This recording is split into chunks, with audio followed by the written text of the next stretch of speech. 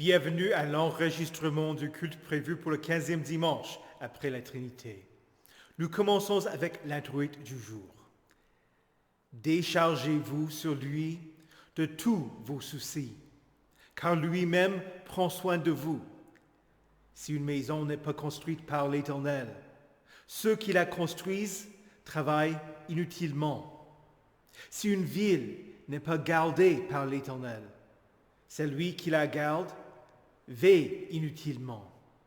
C'est inutilement que vous vous levez tôt, que vous vous couchez tard et que vous mangez un pain gagné avec peine. Il en donne autant à ses bien-aimés pendant leur sommeil. Heureux tout homme qui craint l'Éternel, qui marche dans ses voies. Au nom du Père et du Fils et du Saint-Esprit. Amen. Confessons nos péchés. Dieu Tout-Puissant, Père miséricordieux, je confesse devant toi, moi, pauvre et misérable pécheur, toutes mes iniquités et mes péchés par lesquels je t'ai offensé et mérité ta juste colère et ton châtiment, dans le temps et dans l'éternité. Je m'en repens de tout mon cœur. Je regrette sincèrement de les avoir commis, et je te supplie, par ta grâce infinie, et par les souffrances amères et la mort innocente de ton Fils bien-aimé, Jésus-Christ, mon Seigneur, de m'accorder ta grâce et ta miséricorde. Amen. Dans sa miséricorde, le Dieu Tout-Puissant a livré son Fils unique à la mort pour que tous ceux qui croient en lui ne périssent pas, mais qu'ils aient la vie éternelle. En tant que pasteur ordonné et appelé de Christ et de son Église, je vous annonce la grâce de Dieu. Allez en paix, par la foi en Jésus-Christ, vous êtes pardonnés de tous vos péchés. Amen. Prions.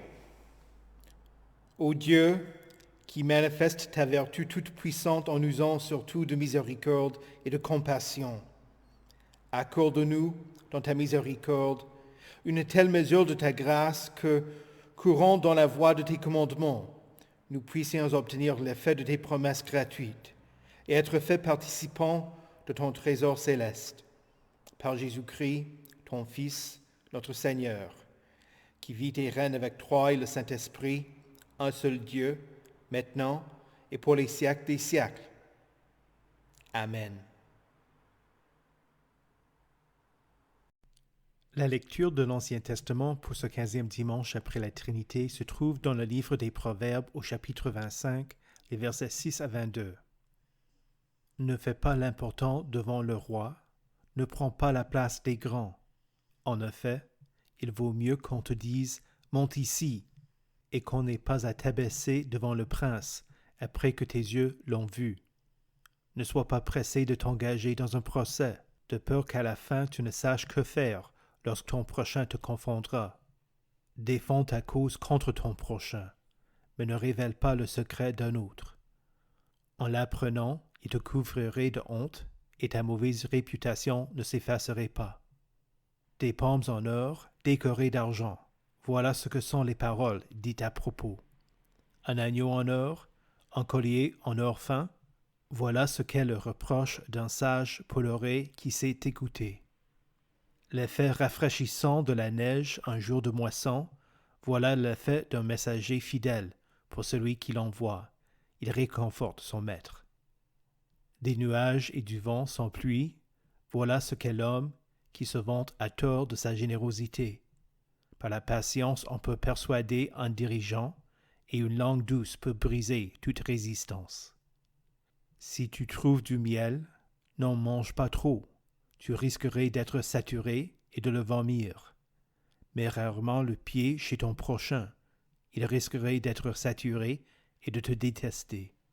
Une massue, une épée ou une flèche aiguë, voilà ce qu'est un homme qui porte un faux témoignage contre son prochain.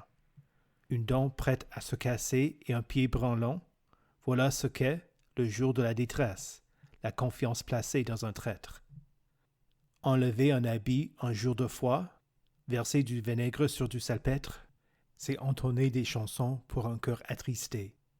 Si ton ennemi a faim, donne-lui à manger. S'il a soif, donne-lui à boire. Car ce sont des charbons ardents que tu amasses sur sa tête, et l'Éternel te récompensera. Ici prend fin la lecture de l'Ancien Testament.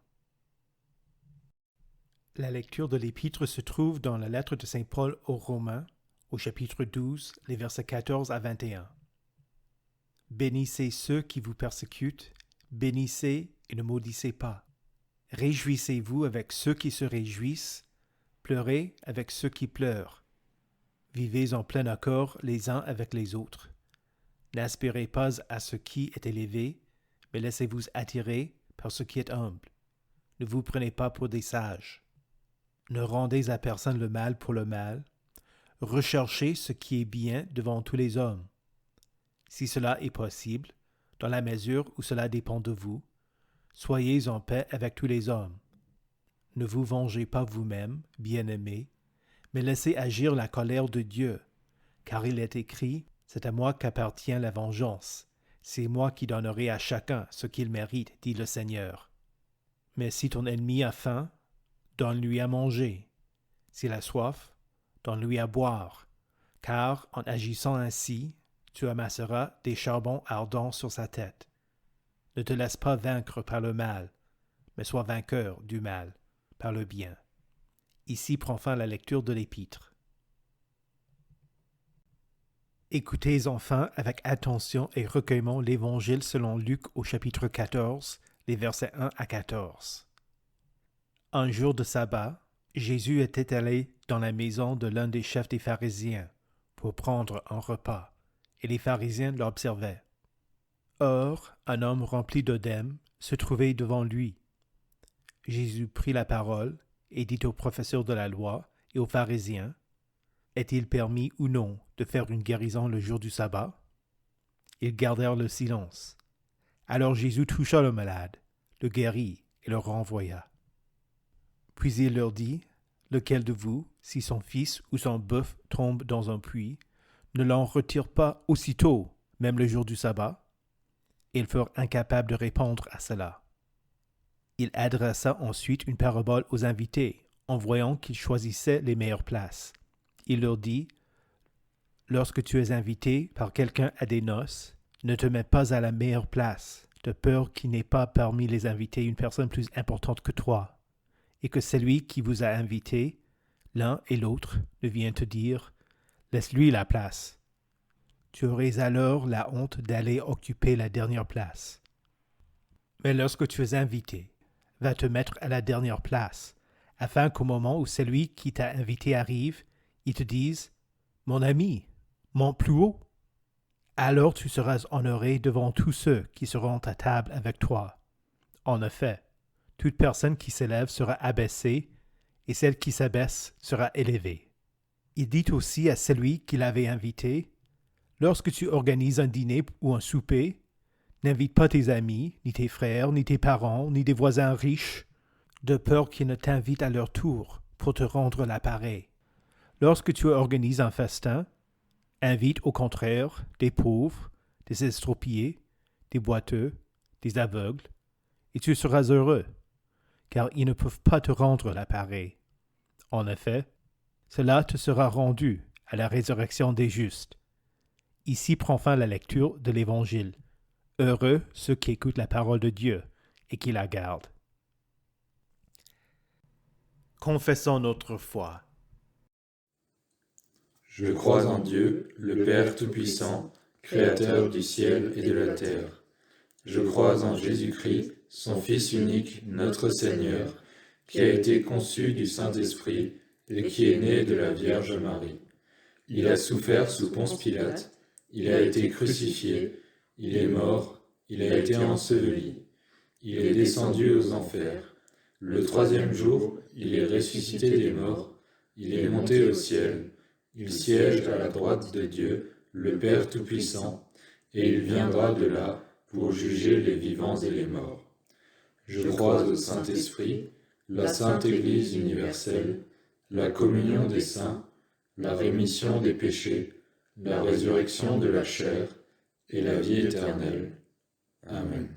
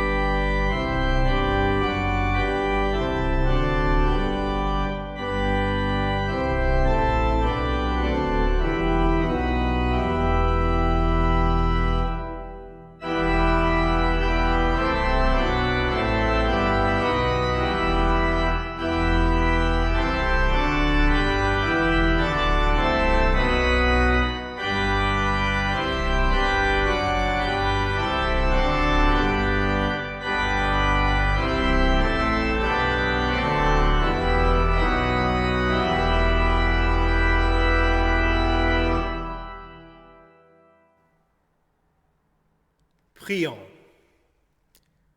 Que ma prière parvienne jusqu'à toi, Éternel. Donne-moi de l'intelligence conformément à ta parole. Que ma supplication arrive jusqu'à toi. Délivre-moi conformément à ta promesse. Que mes lèvres proclament ta louange, car tu m'enseignes tes prescriptions. Que ma langue célèbre ta parole, car tous tes commandements sont justes. Amen. Que la grâce du Seigneur Jésus-Christ, l'amour de Dieu et la communion du Saint-Esprit soient avec vous tous. Amen. Le texte que nous allons méditer aujourd'hui est la lecture de l'épître de Paul aux Romains qui a été lue tout à l'heure. Au début du chapitre 11 de la lettre aux Romains, Paul écrit: « Je vous encourage donc, frères et sœurs, par la compassion de Dieu, à offrir votre corps comme un sacrifice vivant, saint et agréable à Dieu. Ce sera de votre part un culte raisonnable. » Les versets 3 à 13 décrivent ce qu'est l'amour et comment l'on doit aimer nos frères et sœurs en Christ. Les versets 14 à 21, la lecture que nous allons méditer, semble élargir la portée aussi aux non-chrétiens, en particulier envers ceux qui s'opposent à nos idées et nos valeurs et ceux qui nous maltraitent. Je me souviens d'une situation où j'ai enterré quelqu'un qui n'était pas membre de mon ancienne paroisse. Je ne connaissais pas les membres de la famille et je faisais ce que je pouvais pour les soulager avec la parole de Dieu. Ce que j'ignorais, c'était qu'il y avait eu une querelle entre les membres de la famille. Le jour de l'enterrement, j'ai enlevé une carte sur laquelle il y avait les noms de quelques personnes qui avaient offert un bouquet de fleurs. Je l'ai fait pour l'esthétique, pour que le bouquet ressemble à tous les autres. Ceux qui l'avaient donné se sont fâchés et m'ont envoyé un mail. Je leur ai répondu en m'excusant de l'avoir fait. Ils n'étaient pas satisfaits. Et ont laissé un message sur le répondeur de l'Église, un message que je ne réussissais pas à comprendre. Malheureusement, n'ayant pas de numéro de téléphone à rappeler, je n'ai rien fait. Fâchés de mon silence, ils ont téléphoné au président de la région de l'Église pour se plaindre, pour dire que j'étais cruel et indifférent envers leur deuil. Quand le président de la région m'a parlé, je lui ai dit ce que j'avais fait et j'ai posé des questions. Qu'est-ce que j'aurais pu faire de plus? Je vous raconte ceci non pas pour me défendre, mais pour expliquer ce que Paul écrit dans la lettre aux Romains. Nous sommes appelés à accompagner les gens, pas seulement nos amis et nos proches, pas seulement nos frères et nos sœurs en Christ. Nous sommes appelés à faire du bien à tous. Et ce n'est pas toujours facile. Je n'étais pas ravi d'avoir reçu l'appel du président de ma région et d'être obligé de contacter ces personnes énervées pour m'excuser une deuxième fois. La première fois, je compatissais. La deuxième fois, je le faisais par obligation. Je n'avais pas envie de m'excuser ou de les accompagner dans leur deuil, même s'ils voulaient se venger de mon attitude. J'aurais dû me souvenir que mon devoir était de les aimer. L'auteur russe Alexandre Solzhenitsyn écrit dans l'archipel du Goulag. Peu à peu, il m'est apparu que la ligne qui sépare le bien du mal ne passe pas par les États, ni entre les classes, ni entre les partis politiques non plus, mais à travers chaque cœur humain et à travers tous les cœurs humains. Il n'y a rien qui aide autant l'éveil de l'omniscience en nous que de penser avec insistance à nos propres transgressions, erreurs et méprises. Après les cycles difficiles de telles réflexions pendant de nombreuses années, chaque fois que j'ai mentionné l'insensibilité de nos bureaucrates les plus hauts placés, la cruauté de nos bourreaux, je me souviens de moi dans les épaulettes de mon capitaine et de la marche en avant de ma batterie à travers la Prusse orientale, enveloppée dans le feu. Et je dis, alors, étions-nous meilleurs? La réponse est toujours non. Au mois d'avril, un reportage racontait comment les Ukrainiens, spécialistes en informatique, parvenaient à identifier des soldats russes et utiliser les réseaux sociaux pour contacter les membres de leur famille, envoyant des photos des corps abandonnés de leurs bien-aimés. L'objectif des Ukrainiens, décourager d'autres combattants et attiser l'opposition à la guerre en Russie. Une personne contactée a répondu, « Pourquoi faites-vous ça? Voulez-vous que je meure? Déjà, je ne vis pas. » Voilà l'horreur de la guerre. Et encore, il faut poser la question, sommes-nous meilleurs en tant que chrétiens? Dieu nous appelle à l'être, à faire du bien aux autres, à aimer ceux qui sont difficiles à aimer et qui ne nous apprécient pas. Il nous appelle à ne pas être arrogants, à ne pas aspirer à être important en rendant service seulement aux grands. Il nous dit de ne pas nous venger, mais plutôt de nourrir notre ennemi qui a faim et de donner à boire à notre ennemi qui a soif. Ce qu'il demande me dépasse. Je pense que vous êtes dans la même situation que moi, incapable d'aimer avec cet amour parfait.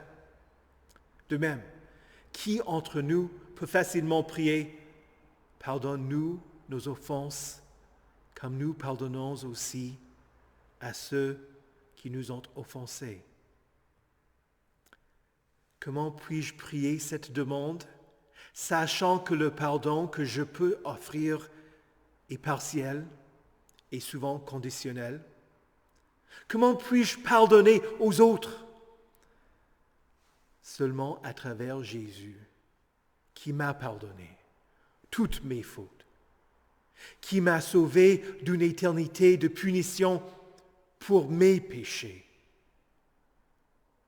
qui désire que tous les hommes soient sauvés et parviennent à la connaissance de la vérité. Oserais-je vouloir la punition éternelle pour un autre, pour qui Jésus est mort? Si je demande, comment puis-je lui pardonner? Quand je n'en trouve pas la force en moi, la réponse est en Jésus. Ce Jésus qui vit en moi, qui pardonne à ceux auxquels j'ai du mal à pardonner, Jésus a béni ceux qui le persécutaient. Il se réjouit avec ceux qui se réjouissaient et il pleure avec ceux qui pleurent. Il n'a pas aspiré à ce qui est élevé, mais il a été élevé sur la croix entre des brigands, prenant la place et la punition que vous méritez et que moi, je mérite devant la justice de Dieu. Jésus a pris le rang le plus bas en devenant le serviteur de tous. En tant que chrétien, Jésus vit en chacun de nous. Il nous transforme. Il réalise en nous l'œuvre de Dieu. Il peut accomplir en nous un amour qui est au-delà de nos forces. Quand nous parlons de la loi de Dieu, nous disons qu'elle est une barrière pour empêcher les manifestations grossières du péché, qu'elle est un miroir qui nous montre notre péché et qu'elle est une règle qui enseigne aux chrétiens comment mener une vie agréable à Dieu. La loi de Dieu fait les trois choses en même temps. Mais notre texte est plutôt une règle qui enseigne comment nous devons nous comporter. Les verbes de notre texte ont été traduits à l'impératif pour mieux communiquer en français. Mais en grec, plusieurs des verbes sont plutôt descriptifs. Par exemple, la traduction dit « Ne rendez à personne le mal pour le mal. Recherchez ce qui est bien devant tous les hommes. » Cela pourrait être traduit par « En ne rendant pas le mal pour le mal, en recherchant ce qui est bien devant tous les hommes. » Vous entendez la différence? Il s'agit moins de commandements et le texte est plutôt descriptif. Cela dit, les deux traductions arrivent au même but.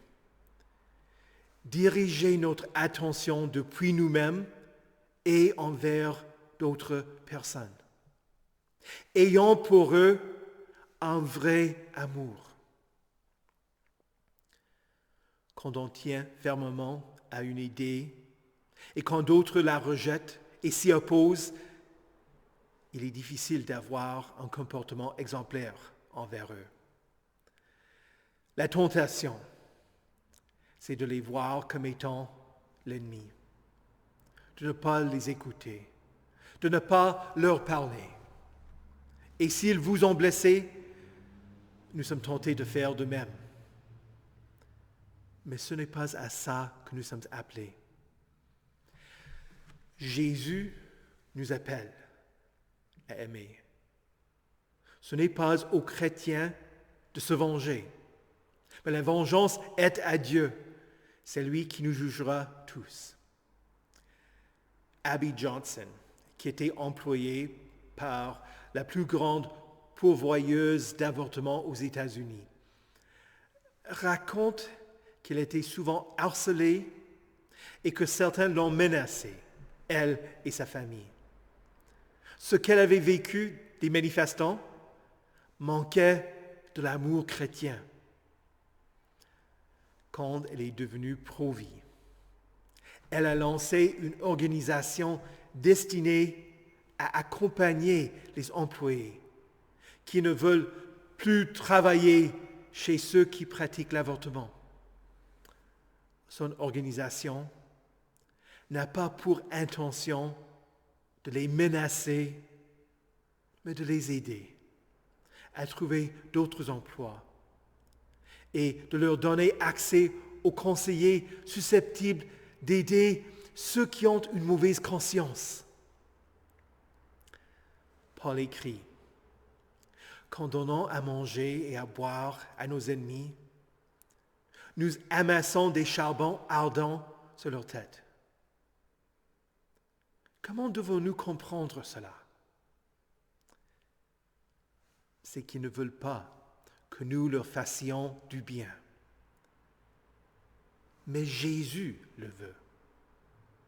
Il veut que ses ennemis reçoivent son amour, qu'ils soient réconciliés avec Dieu. Un ennemi sait qu'il ne mérite pas la bonté, mais il est interpellé par celui qui lui fait du bien. Comme Dieu a donné son Fils unique pour que nous l'aimions, la seule manière de les convertir, c'est par l'amour et la bonté de Dieu. Ne vous laissez pas vaincre par le mal, mais soyez vainqueurs du mal par le bien. Voilà ce que Jésus a fait pour vous. Au nom de Jésus, Amen. Que la paix de Dieu, qui surpasse toute intelligence, garde vos cœurs et vos esprits en Jésus-Christ pour la vie éternelle. Amen. Prions le Seigneur. Ô Dieu de toute bonté, nous te rendons grâce pour les activités de l'Association évangélique luthérienne de bienfaisance au cours des 100 dernières années. Que la fête soit un moment pour te glorifier, pour ta bonté, que tu as réalisé à travers nous. Donne ta sagesse aux délégués qui voteront les projets à soutenir au cours de l'année à venir, afin que ta miséricorde soit étendue à ceux qui vivent pauvrement et ont besoin d'aide. Que ton peuple soit motivé et donne avec générosité au cours de cette année à venir, pour réaliser les projets adoptés. Seigneur, dans ta miséricorde, écoute notre prière. Dieu Tout-Puissant, devant toi, il n'y a pas de favoritisme. Tu as envoyé ton Fils qui donnait de son temps indifféremment pour les religieux et les pharisiens, autant que pour les collecteurs d'impôts et des pécheurs. Aide-nous tous à ne pas chercher la place des grands, mais à être prêts à rendre service et à faire du bien à tous. Ouvre nos cœurs envers les pauvres, les estropiés, les boiteux, les aveugles, et envers tous ceux qui ne peuvent pas nous rendre l'appareil. Seigneur, dans ta miséricorde, écoute notre prière. Ô Dieu, la lumière du monde, en tant qu'Église militante, nous luttons pour rester fidèles, pour agir conformément à ta parole et pour faire connaître ta grâce. Conduis notre président, Gleason, face à des situations difficiles dans notre synode. Viens en aide à nos paroisses. Entoure ceux qui souffrent avec des frères et sœurs en Christ.